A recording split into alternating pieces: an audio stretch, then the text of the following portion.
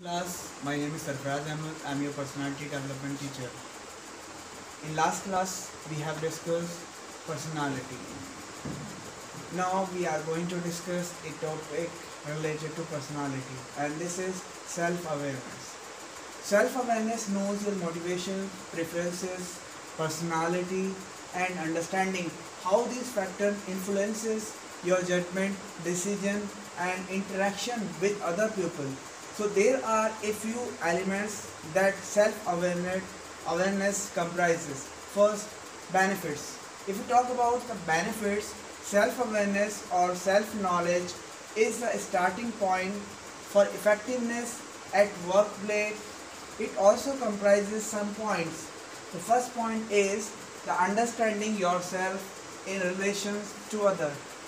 Before making a kind of relationship, you need to know yourself. Then you can build up a kind of relationship with other person.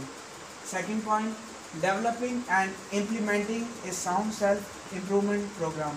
Before making a relationship, you need to improve yourself. By doing this thing, you can improve other relationship as well. The third point, setting appropriate life and career goals.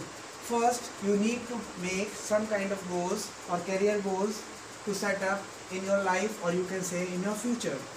Fourth point, developing relationship with others. You have to develop some relationship with your friends, your colleagues, or we can say with your teachers, with your students.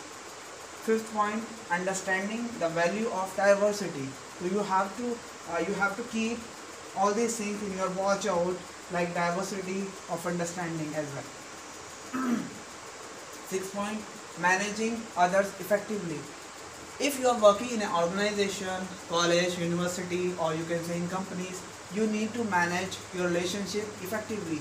When you can make relationship, when you are making some kind of relationship, you need to effectively manage all these things, relationship between a person to other person, manager to team leader to other person as well. Increasing productivity. Although we need to focus to increase the productivity in self-awareness program as well. If you talk about the 8th point, increasing your ability to contribute to organization, your community and family. When you do all these things in our relationship with all these points, you need to contribute to organization.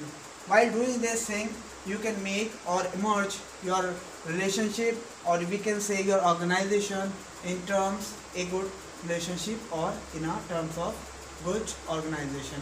So that's all for today class. We will discuss personality development topic in next classes. Thank you. That's all.